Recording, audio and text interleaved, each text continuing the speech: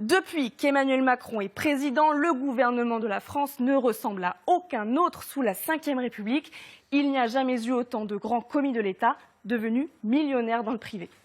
Des politiques qui font des allers-retours entre public et privé ou qui cumulent mandat public et emploi privé, ce qui est moins connu. Est-ce que ça en fait pour autant des voraces, comme le titre de votre livre, c'est-à-dire des gens qui ne pensent qu'à se remplir les poches? Il n'y a jamais eu autant de millionnaires dans le gouvernement. L'exemple emblématique, c'est la ministre du Travail, Muriel Pénicaud, dont vous parlez. Elle a commencé dans le public avant de passer dans le privé, chez Danone, où elle a fini DRH, directrice de ressources humaines, et touchait 1 million d'euros par an. Puis retour dans le public, Muriel Pénicaud enchaîne les fonctions et elle se constitue avec ses diverses activités un patrimoine de 6,5 millions d'euros. Si l'ISF existait encore, vous dites qu'elle devrait payer 50 000 euros par an.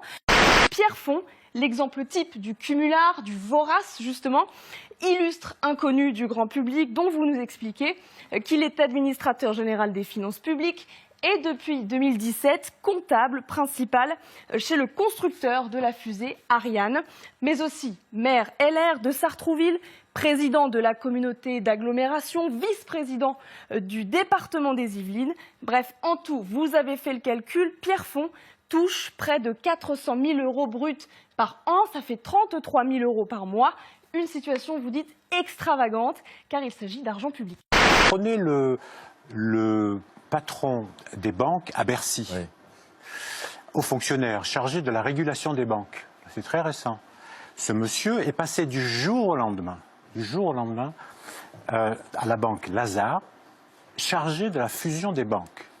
Avec les informations qu'il détenait.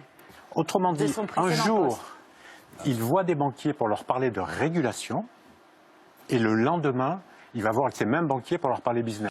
Emmanuel Macron, vous le savez, était lui-même banquier d'affaires chez Rothschild avant d'entrer dans la vie publique et à l'Élysée.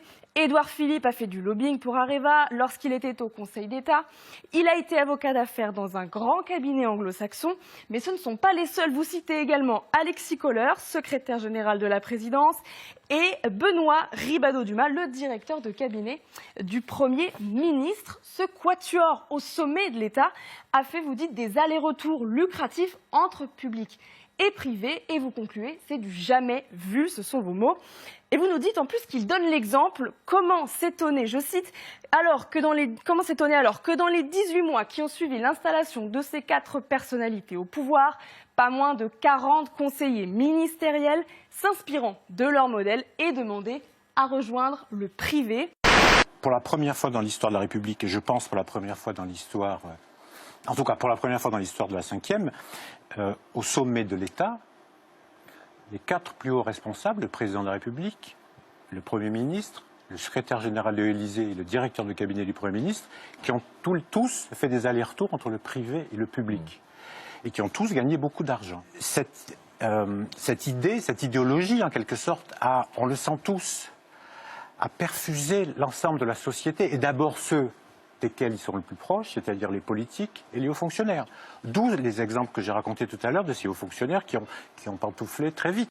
François Baroin, Benoît Paru, Hubert Védrine, Bernard Cazeneuve, Michel Sapin ou encore Fleur Pellerin, des élus, des personnalités qui cumulent fonctions électives, activités privées, postes dans la fonction publique ou encore des sièges dans des conseils d'administration avec à la clé des jetons de présence parfois très lucratifs.